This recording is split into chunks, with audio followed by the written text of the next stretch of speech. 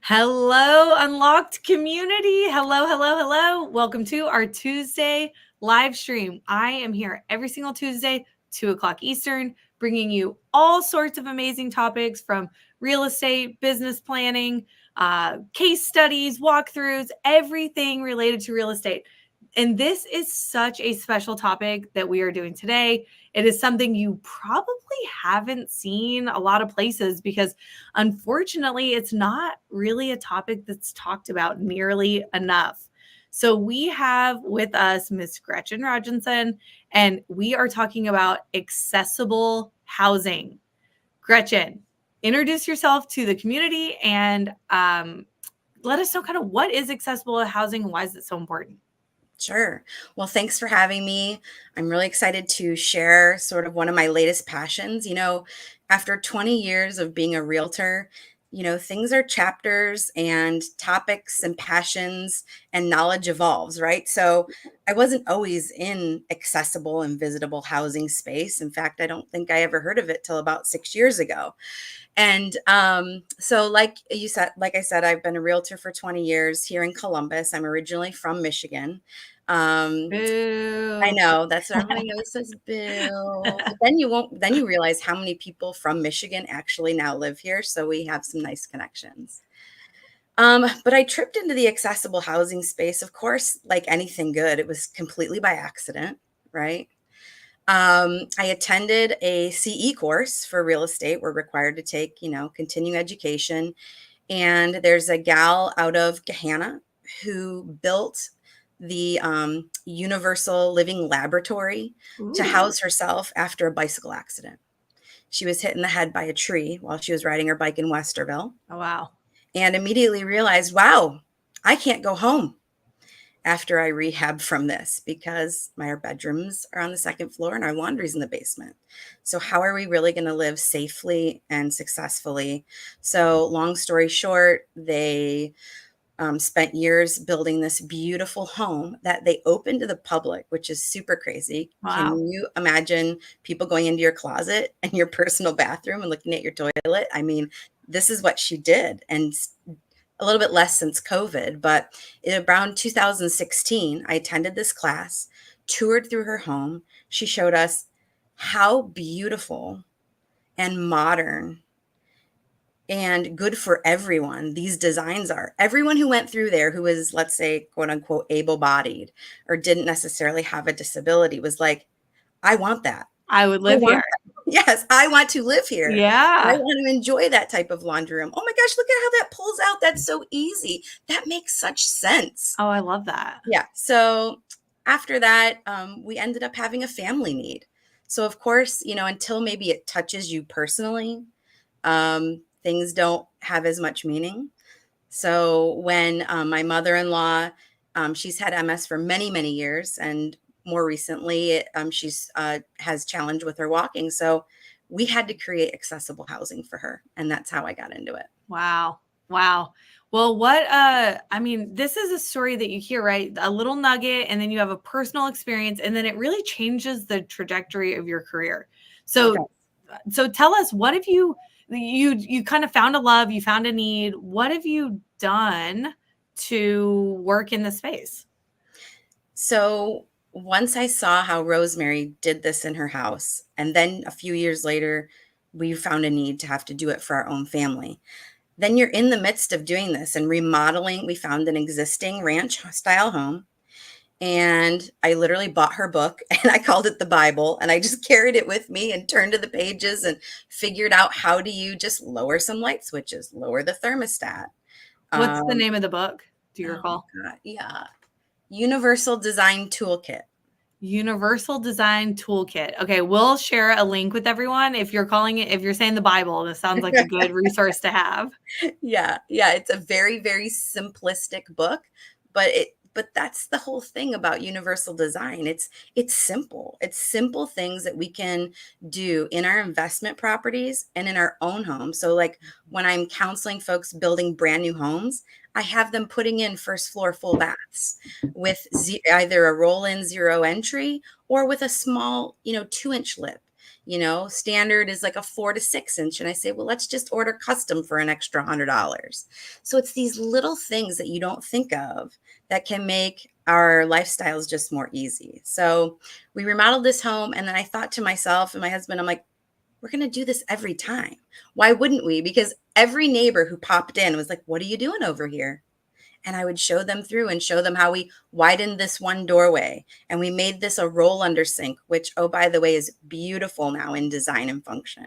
And they're like, can you come and do this at our house? So of course, now people want me to consult on it, and just, we're going to do this for homes going forward because I it's the love way it. of the future. I love it, you guys. So we have quite a few people on, and I love that accessible housing is so important to our community. So let us know in the comments, have you worked in, work universal design? Is that the Sure. Creating accessible features in housing or creating Yes. accessible housing. Let us know if you have done work like this, if you have a personal need for work like this. What we're actually going to do with Gretchen is pull up some pictures of a project that she has completed recently. I'm looking at it, I'm sneak peeking, and there are some really amazing features here. So we're going to get to this so you actually have visuals of everything that that she does. Matt says he's an occupational therapist. I imagine you do a lot of work with OTs. Yeah. So one of the tours, I've been back to Rosemary's house multiple times because, of course, I'm obsessed with it. And I see something new every time. But the last tour I did with her, an occupational therapist group was there because, they are often asked, what types of things will help folks in this community. And I think this gentleman was looking to buy a property, and, they see the need for accessibility, for safety inside of people's homes, and they get interested in how to do it themselves. Yeah. Well, I'm going to pull this up and let's actually look at some features, and we can kind of we'll start at the top and you can talk us through the feature, maybe the disability that it serves, because Sure. it's not only wheelchair accessible, right? We're Yep. talking about sight and sound and Yep. all sorts of other things. So let me share this and we'll just kind of start at the top. Perfect. And before I forget, I always forget to talk about, the barriers that people immediately think of. It's like, well, I can't do this with my investment property because I have steps. Like, that's the first thing. There's 3 steps to get into the front entryway. And so there are so many solutions. And literally they're at the click of the finger because, Amazon or your other favorite site. But rubber curbs, and metal ramps are like the godsend, right? I love the word solution. This Yeah, is the exact right word in this case because you have a problem and there is a solution. It doesn't have to, that isn't the end all be all. yeah. So You don't have to there's a tear it down. solution. Yeah, you Yeah, don't have to tear the house down. right, There's right. a solution. So great word there. Yeah. So we find solutions, and also the other barrier and thought is, this is going to cost so much money, right? And yes, the project that you're going to look at that you see on your screen, we did spend some extra money because honestly, we wanted to sort of create like another laboratory, like Rosemary did. She's not going to want people in her house forever, and they are now retiring. And so I've actually toured realtor groups through here, builder groups through here. I'd love to tour investors through here to show you how to do it. But rubber ramps and metal or rubber curbs and metal ramps can solve your entryway solutions, Okay. right? Okay. And by the way, they're portable. Portable. Okay. Do you have a picture of that here? Okay. I'll get to the pictures. So like Okay. whether you needed them for one renter, I don't have it on here of these ramps and curbs. But then you can remove them for the next year when you have a different renter. So anyway, okay. So inside the kitchen, I think everybody can see, this is an accessible kitchen. So I go to Lowe's, and this poor man David designs for hours with me on these. This is a custom kitchen. You don't have to go custom, but you can see the accessible microwave drawer. Just Okay. don't hang it above the stove. Not everybody can reach that. And oh, by the way, I'm vertically challenged, and so I can halfway never reach those either. So having the microwave on the counter or in a drawer. The refrigerator to the left is a little bit cut off, but again, don't have the freezer at the top. It's a freezer accessible at one height and as well as the above fridge. And so those open, what's that style? Anyways, Like, yeah, yeah, both door side by hinge. side. It's Yeah. fine. Okay. And then all the controls on the front of that stove are at the front. Okay, right Oh, there yeah. at eye level. Okay. And so versus the controls being at the back or at the top. Yeah, And you can then see you them. can, yeah. And then you can see there's a taller toe kick at the base of these cabinets.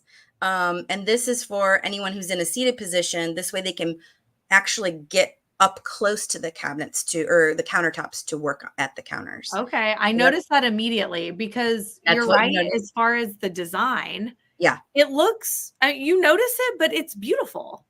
that's it. Like It's it's no almost a feature. longer institutional. It's Yeah. no longer institutional. They have advanced in aesthetic and in design to where this is beautiful. Now, something I always have to point out, I have lowered these uppers by 3 inches. So Okay. typically you'll hang them, I think it's 18 inches. I'm not looking at the Bible right now, but it's like you bring them down just a couple of inches.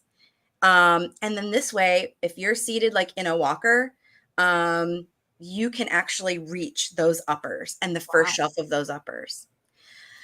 And then let's see what else. I have a hands-free sink, and then I've got an air switch at the front, so someone doesn't have to reach to the back.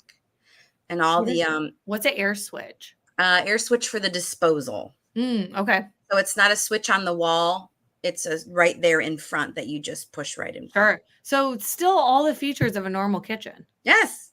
Yeah. Yes. I love that. So this is accessible in the sense that a wheelchair could roll up. Yep. Okay. Perfect. Dishwasher looks normal.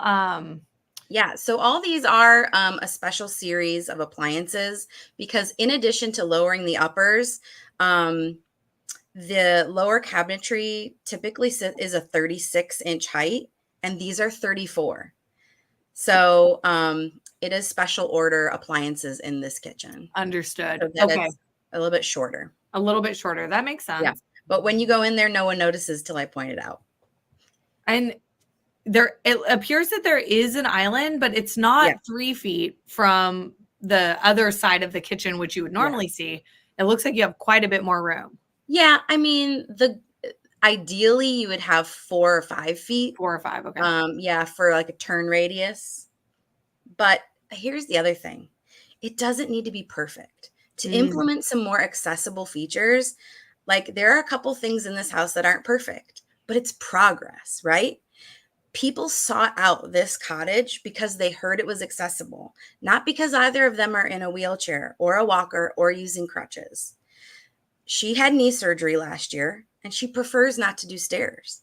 And so she said, while there are 50 short-term or long-term, mid-term rentals in Columbus, like in this little zone that we wanted to be in, yours is the only one that has everything on the first floor for us. Wow. So that's what makes it desirable. So would you say maybe the first tier of universal design would just be everything on one floor? No, I mean, some of my rentals very well could be accessible without me Yes. knowing it. Yes. Yeah. And so that's how I got started in talking more about this is I ran into a company called Becoming Rentable. And they're trying to point out the fact that there are 2 million short-term rentals, like on Airbnb, VRBO, all these things. And 0.01 are actually accessible. Wow. While many more advertise that they have accessibility features or wheelchair accessible, they're not. And so, but there are solutions to bring them up to be, using all these portable devices. And so, yes, like we will go into people's properties virtually and help them make the property accessible if they want to reach a wider audience. Okay. So we'll get into kind of how to work with you. It sounds like Yep. consulting is a bit of an option, but I do want to keep going through some of the rooms Yeah, in the those house. are pictures. Yeah, yeah, Yep. yeah. Okay. So now we have is this the living space or Yeah, entry this is space? kind of behind on the other side of the kitchen. Now that coffee bar I created to the left, that isn't accessible and doesn't have any accessibility features other than those pull handles and lever door handles. Those are easier to use than knobs. Okay. Anybody who has arthritic hands or a challenge with their hands. The back door, that has a lip. I mean, it's a 3-4 inch lip. So I have 2 portable rubber curbs that I line up with that, and then someone can roll through more easily. Okay. So without seeing a photo, I'm guessing these are slight rubber ramps that go on both Yeah. sides of a Yeah. And they cool. literally shimmy up to the space. And then it Ballpark. creates How much would one of those cost? Ballpark. less than $100. Oh my gosh. Yeah. And it So comes to there's your no reason doorstep. not to. No. Yeah. Okay. Wow. So I love this. I mean, obviously gorgeous design. Let's talk Yeah. about the bathroom. Yeah. So I eliminated a couple of closets in the house to be transparent in order to make this a wider door, more of a 36-inch frame. 34 to 36 door frames are most desirable, but a 32 is okay and we can make it work. Making sure that anyone can approach the sink is important. And approach into the bathroom, into the shower. And so grab bars, I've got a slide bar, with the shower head, and I've got heated floors in there. Oh, That's also nice. in the cognitive realm. Doing some things with lighting, dimmable lighting, heated floors can be soothing to many people. I just want those in my house anyways. Well, I love those features. So I had friends stay there for 6 months while their new house was being built. He's 6'3", so I thought for sure I would pay for, back therapy for him with those lower cabinets and everything else. They loved living there, and they didn't have a need for accessibility, so it's exactly right. Everyone wants it once they see it. I love it. I love it. So one thing that you guys, if you are considering putting some of these features in, the bars, because we have actually installed some bars for one of our long-term residents. It's not as simple as just screwing this little baby No. into the wall. No. So you need a lot of support and talk to us about kind of the install of the bar Right. features. And I have, construction pictures, and that was actually a mistake I made here. Is I know about blocking. I did it on my mother-in-law's house. And what I would suggest is if you're down to the studs on a bathroom remodel, block the entire bathroom, which means so in between your 2x4s, you just add boards in between, so that when you do go to screw in your grab assist bars, they're immediately anchored securely and not just being held up by sheetrock or drywall. Yep. And Yeah, so because that won't hold body weight. That's dangerous at that point. Right. So the way we did this here, there's blocking behind in the framing, then there's the sheetrock, and then no matter where I wanted to put those grab assists, it was sturdy. I noticed you have the seat as well. Yeah, it's just a teak bench from Amazon. Like, you guys, this is not hard. I like to order online. So the teak bench, so here's also what I do. I have everything that someone else might need in the garage or in storage. So I've got a shower chair, I've got a walker, I've got crutches and canes that I got thrift shopping.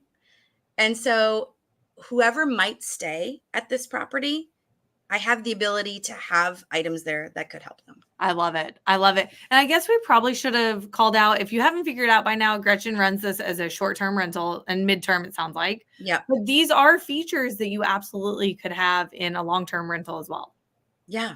Like this. Yeah. So I have a duplex that's long-term rental. And the minute these guys move out, I'm going to transform it. And it's a 2-story. So I'm saving my money because I'm going to have to do some creative things. But I'm going to just try. I'm going to not be perfect, but I'm going to make progress on it. And Y'all so that progress over perfection is such a big takeaway in this, this topic, but also just in your business in general. If you can do better every day in some way, what did they say? 1% better every day.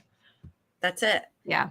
I love it. Okay, let's keep going. Yeah. So we're in a bedroom. What's okay? So interesting about the bedroom is, you have to do solid surface flooring if you can. So we just did mostly LVP throughout, and then the solid tile, but also to have the beds not too high. This is a bed from Wayfair. I mean, it's not rocket science, but, and I can take this rug out if someone requested it. And I've had someone request that in the past because rugs can be trip hazards, and then tough if someone's in a chair. So, and then if they have a lift that they bring with them, sometimes called a Hoyer lift, to transfer them from a chair or something else into a bed, that lift can slide underneath the bed, and then Wow. it comes up and helps assist them. So having stuff under a bed or a blocked bed or sort of like a platform bed won't work as well as just an open frame. Okay. Is Yep. that something that is kind of outlined in the Bible? Yeah, I think so. I hope so. Yeah, If it seems not, like I'll it write would it be in the that note. you need some sort of clearance for the Yeah. lift to go under. Yeah, And and there's not awesome clearance. I mean, this house was built in 1955, and I know that you work with a lot of, older housing stock too, and so do I. yeah. So it's not awesome. We're not knocking down walls to do this, so it's not ideal, but again, it's better. Also, I've got blackout curtains in that room. So when we Mm. talk about sensory, we talk about the autism spectrum, and we talk about the Alzheimer's spectrum. There are things we can put into our short-term, mid-term, long-term rentals, even into our long-term rentals, that can help people, whether they have sensory sensitivities, things like rocking chairs, anything with motion, Ah, dimmable lights yes. to help folks who are sensitive to that, colors that aren't too bright. So I've kept everything in creamy neutrals. These are some other things maybe you didn't notice. Didn't notice because it is on trend. I Right. mean, That the good news is that the it is. trend is Yeah. accessible. Yeah. Yeah. Yeah. Yeah, Yeah. I love it. And I believe, firm believer, every Airbnb should have blackout curtains anyways. Yeah. Well, it's an Yeah. easy solution. And they're not as hard. They don't break like other types of curtains. Yeah. Oh, this next thing is really interesting. So this is was a work from home desk. Oh shoot, I can't remember now.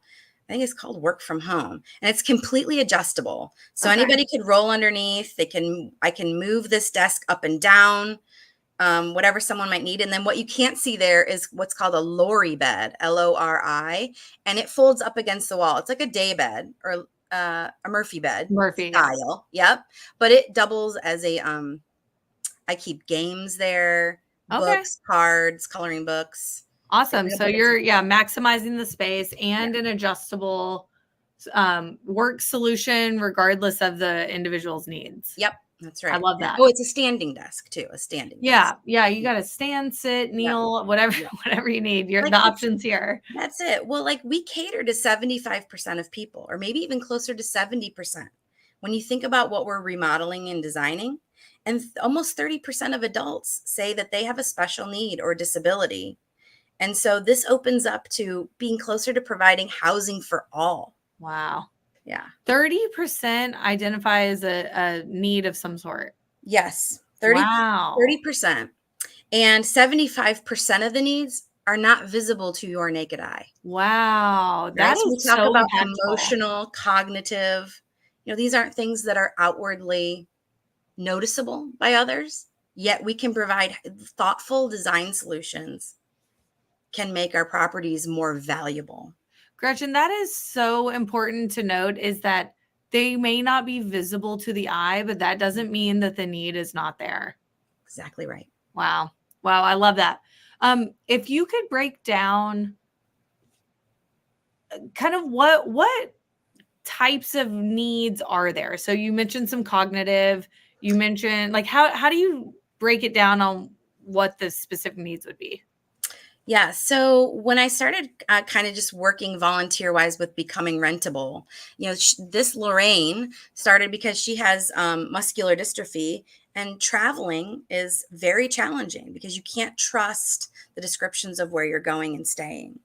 And so she started becoming rentable, and she started with mobility.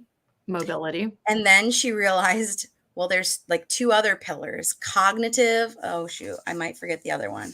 Um, but cognitive and also like odor free. We think of just sensitivities in general, not even disabilities, but sensitivities, and maybe even Sensitivity. something you weren't born with, but like something you've developed.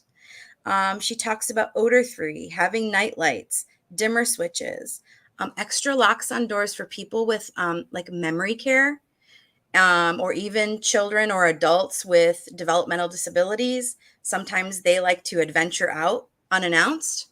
And so, how certain properties have evolved to have little dings on the door through an alarm system so that you can audibly hear when people are coming and going to keep track of your family members. So, Okay. I also jumped in on a call with autism travel and moms who've gotten together to try and understand where can we go that's safe.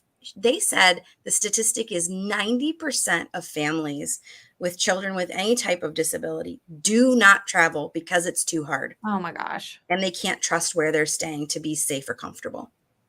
Can you imagine your family not being comfortable traveling? Right. And anyone out there, you probably can because it may have touched your life. And I'm blessed in the sense we haven't thought about that. But I mean, wow, what a wake up call! Honestly, 90% of families with an accessibility need do not travel because they're concerned about the features of the home. Yeah. And that was specifically in this autism group, was Okay.